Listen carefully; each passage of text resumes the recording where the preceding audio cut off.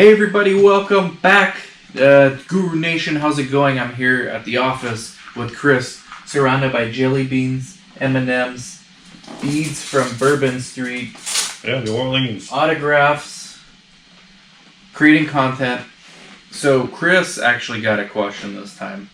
You can send all complaints to chris@brkthru.org. Very much appreciated, Dan. Or questions. What was the question that you got? As you're enjoying the planters. Yeah, he wanted to do a video, so excuse my eating. It was, what are the costs involved with opening a site? Okay, so this is somebody who, can you give background on this person's situation?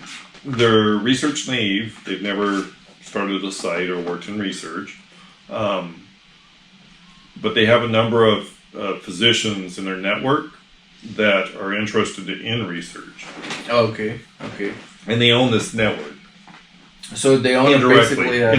They own like a large group network. Yeah. Like a network of private practices, basically. Correct. Under one umbrella. Correct. So kind of like a Dignity Health, but much smaller version. Exactly. Okay.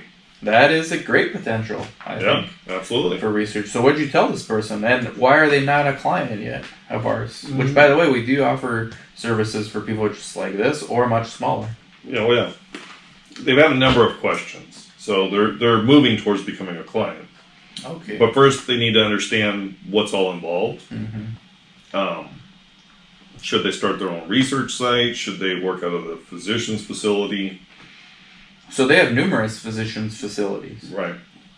So the answer would be yeah, right? Like pick your best one to get started. Because when you don't know what you're doing, here's what my advice would be. I don't know what you told them.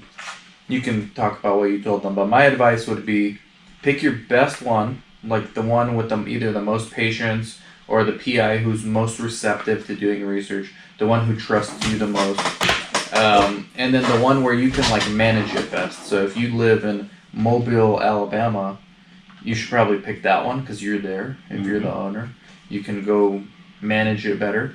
I would start with that one. So, pick one.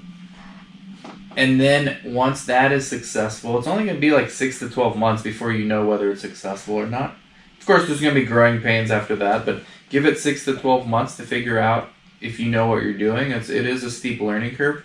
And then replicate that model to a few of the other sites, not to all of them, because that's crazy. Eventually, you want to get all of them in the system, but you got to scale up to that. Yep. So, what's your advice that you give them? Because that's kind of what my advice would be. So it's and we can send them this video, right? Sure. It's a little more nuanced than that. I think it's one. It's dependent upon your financial situation, right? Okay. Can you afford your own clinic?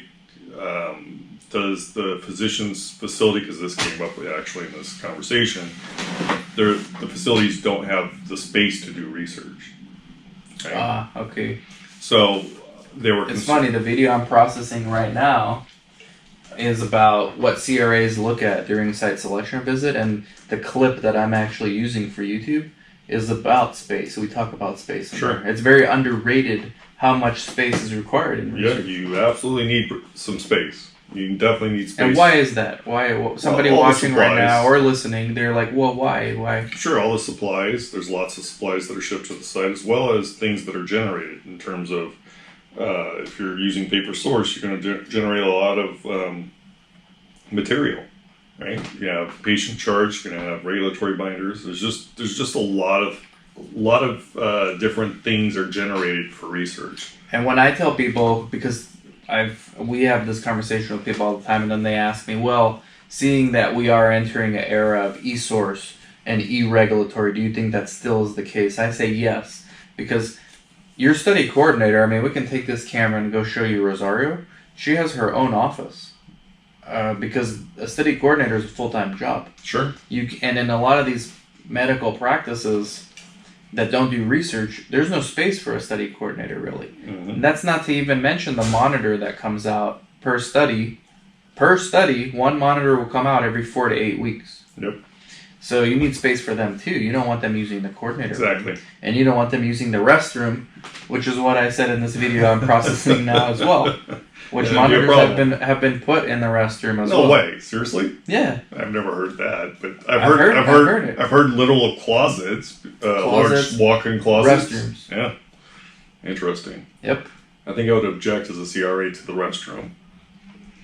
Right. So anyways, like, you know, funny, a little bit humorous, but it illustrates a point that space is very underrated in research. And even to expand on what you had said, even with electronic source and electronic regulatory, you're still going to have a lot of material you have to store. You have all the investigational products, you have all the shipping supplies. EKGs. Yeah, I mean, there's just lots of things that require space. Phlebotomy equipment. Yeah.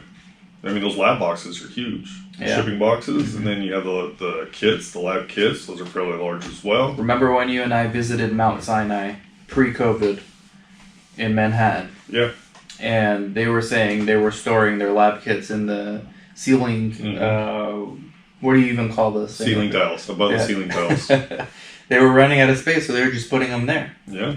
I mean, space is very underrated. Okay, so what else can we tell these people? Okay, so if cost is not an issue, then it's do you have the space, right?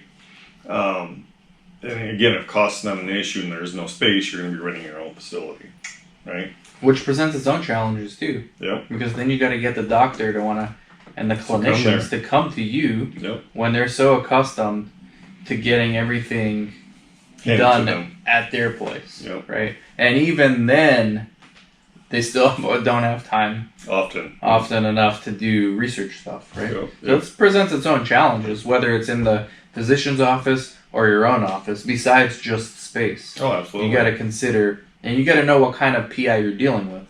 I mean, this is where this person's going to know better than us. You know, I mean, we're meeting with a PI in 30 minutes. Have you ever, there's this good book called The 5 Love Languages. No, I've never read it.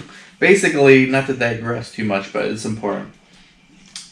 People tend to try to influence people based on how they would want to be influenced, which is incorrect because and they broke it down into a science, there's like 5 things that drive people, and people are driven by these 5 different things, basically. So, you gotta know, everyone should read that book, but you gotta know who you're dealing with. Which one's number 1 for that person? Yeah. What's number 1? Is it money? Is it that they just want to be involved in research, like more of a prestige thing? Is it really to give their patients some kind of alternative treatments? Is it part of some grander strategy that they have? Maybe they want to do IITs. Who knows? You got to figure that out. And then you got to make it to where whether you're doing it in their office or your office, you got to make it work for them. You got to have incentives aligned. So maybe that would be, going back to what you would say, we're meeting with our PI in half an hour, hopefully. Maybe that would be a good starting point. What drives, in our particular situation, our PI? Right? Maybe that would be a good starting point to understand with her. In our case, it's for our probably, conversation. I think it's prestige and... But we don't know. That's the point. Maybe it'd be a good thing to ask. Yeah, the thing is when you ask directly, you don't really get the correct answer. The right answer. That's the thing for entrepreneurs or for leaders. You're supposed to figure this out over time. I think I've got this one to pick. I'm not sure. But anyways, not to get too sidetracked with our PIs. This is the advice I would have for this person. Sure. So, and then you have another facet to this, right? How are you going to pay your PI? So, because that comes back to the facility. So if you're paying your PI a percentage, right? If you're paying them a percentage, or even if you're paying them a salary or an hourly wage, that's going to fluctuate what you're paying them in terms of where you're doing the research, right? Yeah. So if you're doing it away from the facility, so you're paying all expenses associated with rent and such, but now the PI has to drive there, assuming the PI has to drive there. Right. There's going to be some sort of fluctuation in what you would pay them in terms of if you were working out of their facility. Maybe they want you to pay for some rent, right? Or maybe because it's so convenient to them, they're not going to charge you anything, right? There's just all kinds of things to consider here, some variables involved. So I'll combine this guy's, or I'm assuming it's a guy, Mm-hmm. this guy's question with someone else who randomly texted me today. Hey Dan, I have a physician who is a general practitioner with a busy private practice and is interested in doing research. So similar to this one, except it's just one. But that's all you need. Sure. We're in the stage of deciding compensation, and I listened to the various options. So does the bulk of the budget go on the services the PI offers, like physicals, reviewing SAEs, labs, etc.? I want to make sure I choose an option that won't have him getting the bulk of the money. I've never seen a budget before, so I'd like to get your knowledge on that. I suggested, no, fee for service is too complicated. I would do a percentage. Then fair enough. They replied, just curious what makes it complicated. And I said, it's not enough assessments to keep them happy under that model, especially when you're starting out. Or there are too many, theoretically, assessments for them to do that there's nothing left for you. It's one or the other. So I think the percentage is a little easier to go. But what do you think about, like, how do you answer this person's question about budgets and where does the majority of the budget go to? Well, because Chris does all our budgets, by the way, for DSCS, which we do right now, $1,300 a month for our client services. Mm-hmm. We get you studies, we do budgets, we create source, we are a shoulder to cry on, everything. Okay, we help you with all these things for a flat fee every month, month-to-month contract. Shoulder to cry on is asking questions. Yeah. But I would also add another component to that, in which, if he's trying to bootstrap it, percentage is absolutely the way to go. Because oftentimes you're not going to get paid as quickly as you would hope to. Right. So you may be coming out of pocket to pay the PI. Mm-hmm. Whereas if you're paying a percentage, then it's absolutely dedicated towards how often you're getting paid and when you get paid. Mm-hmm. Right? You're writing them a check when you get paid. Excellent. So where do you think the majority of the money from a budget goes? This person asking a fair question that for someone who's never seen a budget, it's a logical thing to ask.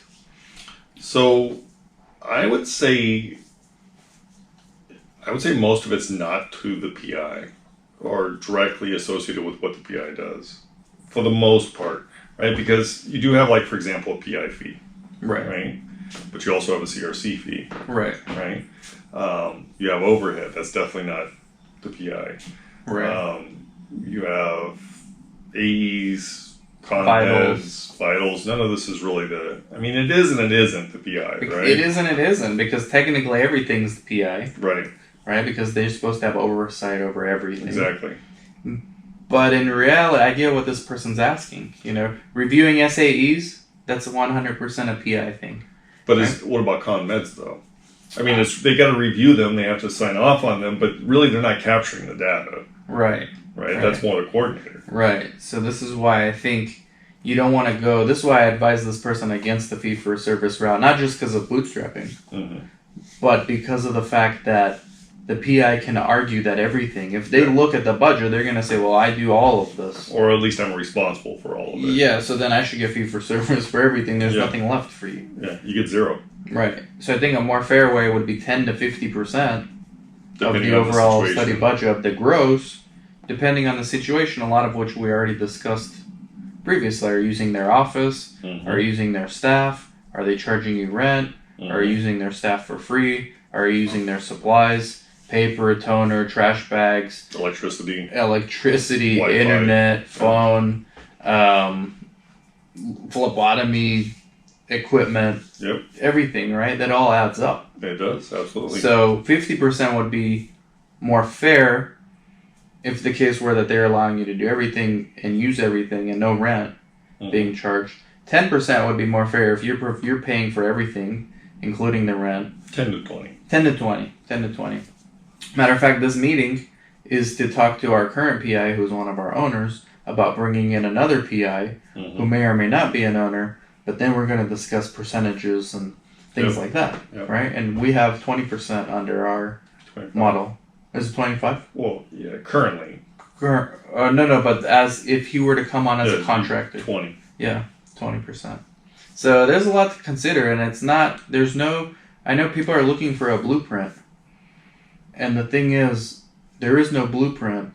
because every single situation is unique. Yeah. It's like a fingerprint. Even where you live determines a lot of this, right? If you live in, I don't know, where's a cheap place to live? If you live in Mobile, I Alabama. was just going to say Alabama. If you live in Alabama and you're comparing that to Beverly Hills, in a very nice, area of Beverly Hills, a huge difference in what you're paying for rent, right? Maybe 10 times. Yeah, because basically your budget's almost going to be the same as a site doing it in Beverly Hills. Yeah. Maybe just a little less. Yeah. They factor in geography a little. They do. A little. Bit, right? Not a lot. A little. You're a good at case of this, actually, because you negotiate all of our clients' budgets. So how much of a factor is geography in? It rarely comes up. So when I used to negotiate, it used to come up a lot. They used to ask, where are you located? So I'll tell you how it plays out. So oftentimes I'll negotiate one budget for one of our clients, and maybe 2 or 3 other clients get the same study, and I'll just ask them to match. Okay, and usually they take no issue. Only twice can I ever recall them saying, "Well, we gave that site more." The initial one that I negotiated because they're in LA, right? And we can't justify the same costs for a site in Kentucky, right? So That's only happened twice. It's becoming less of a thing now. Yeah. Yeah, they just stick with what, here's our top dollar and that's the best we can do. Because now you negotiate almost all the budgets. I really don't do much of this, but I used to do a lot. Like 6-7 years ago, I used to do the majority of them. And then that flipped, and that did come into factor almost every time. Sure, and that's certainly reasonable. And if you do live, or if you do work in one of these high rent states, you should bring that up during your negotiation. Mm-hmm. Hey, I'm in Boca Raton, Florida. It's not fair that I'm getting paid the same as what somebody in Boise, Idaho is getting paid. Basically boils down to is the overhead, right? Right. So in the instances in which they did bring that up, I said, okay, we can agree on 5% less for overhead. I see. Which usually they're accepting of that. What's a good overhead these days? 30. That's the average. Can you get 40 with COVID? Sure. Yeah. Not with everybody, but with some. Yeah. It's all negotiations. You're not always going to get top dollar, at least what you think you can get. It's just, I don't know. It's hard to explain how to negotiate a budget. I don't even want to do a video on that, but honestly, a lot of it's, in my opinion, if you're going to get the top dollar that you can, it's just not numbers. It's also kind of gut, right? Right. It has a lot to do with, I know that's a horrible, that's not stable enough to say it's a gut feeling, but it is. It's, yeah, right. I don't know if Anecdotal. Yeah. Yeah. So anyhow, basically, I think we're about done here, but what do you think an average monthly cost is to running a site? Can you answer that question? You can't, because you have no clue. Right. There's all just these too many things variables. we discussed in the past 18 minutes are variables. It could be 0, or it could be all of those things that you're responsible for. Yep. Including study coordinator salary, which in this business, your employee costs are going to be by far the biggest expense, right? Besides rent. And more than rent if you have more than one staff. Well, you would hope it's paying patients. You would hope that's your biggest cost. Because if it is, you're making a lot of money. I don't think that would ever be your biggest cost. Because Could be. You have that many patients, you're going to need more staff. You certainly would. Yeah. You should probably develop a metric or patient fee to employee fee ratio. I bet you there's something there. Oh, absolutely there is. We just never looked at it. Yeah, I'm certain there is. But if you could ever get to where you're paying more out in patient dollars than you're paying to staff, you're doing very well. Very well. Have we ever done this? No. I mean, we've paid out a lot of money to patients before, Yeah. but it's never been more than staff. Yeah, before DSCS and before when I was just focused on one site, we at one 3-month period, we were averaging 5 patients a day. Sometimes 6 patients a day for this 3-month period. But I had 4 full-time coordinators doing it. And you also have to pay your PI and sub-Is as well. Yeah. Okay, yeah. But I was paying them on a percentage basis. Still part of your salary. Still part of the salary, okay. But we were close with one study. It was an inpatient study in which none of our staff were working on the study, right? Yeah. So, but you still had to pay the patients for it, Yeah. for the days that they're in, inpatient. Yeah. Which for that study was, I believe, 14 days. So we were approaching getting to that point where we're paying more for patients. So it could happen. But that's it could happen. That's not a practical metric, though, right? Like most sites, you're not going to give them that metric and say, "Hey, focus on this." No, of course What's not. a good metric for a brand new site to focus on? A good metric? Getting a study and I think patient visits. patient visits per day. Yeah. I think that's a good one. I think when you're starting out, if you can have one patient visit a day, you're probably doing okay. Yeah. Right? Because you don't have you have one staff member typically, right? You have a coordinator. One staff member can do one patient visit a day. Yeah, no problem. Well, it depends on how much experience they have. Mm-hmm. If they're experienced, no problem. And if they're not, put them in our CRC Academy. Yeah. Okay, we have a study coordinator academy. It's online. Monica's even offering internships now. That's crazy, but okay. And a final project, which is practical. Basically, these people are going to get out of this CRC Academy, could run an entire site on their own. That's good. But yeah, if you do one patient visit a day, you'll be paying your PI, which you're paying them a percentage. They'll be happy. They're getting some sort of revenue, and you'll have profits. All right. Anything else we're leaving out for both of these people? I don't think for the one that texted me. I think we covered it. It's just impossible to say here you're going to pay $8,000 a month. Yeah. We have no idea what you're paying your rent. It's impossible to give people an exact blueprint. Like, when you go to IKEA and you buy a dresser and you get like instructions for how to create it, people want the same thing when they're starting a site, and you just don't have that. Yeah. Right. Completely. You're given maybe a list of the equipment you need and the material. We do have that, but how you put it together and whether you use all of them or not, that's the analogy. People are looking for like instructions step by step, and this just doesn't exist. Yeah, if you want to know it precisely, you would have to gather the numbers yourself and add them up, right? I mean, we can tell you what you're going to pay. You're going to pay your staff. Who's your staff? How are you going to pay your staff? You're paying them an hourly rate, your coordinator and your PI. Well, then you have to figure that out. How many hours are they going to work? Well, if you have no studies, not many, right? I mean, but you have to gather all this information yourself. And I understand if you're research naive, sure, we could give you a 5-minute conversation and tell you, right, what are the things that you need to be aware of. Or you can just watch this video. Yeah. But even then, right, they don't know how much they're going to be working, these people, right. PI and coordinator. Right. But everything else you can add up, right? That's there's no variance there. Your rent is your rent. Electricity, internet, all that's going to stay the same. And rent might be completely paid by the doctor and not by you. Depends on your situation. All right, I think we covered everything. Thank you guys for watching, listening, and sending in your questions. Thank you, Chris.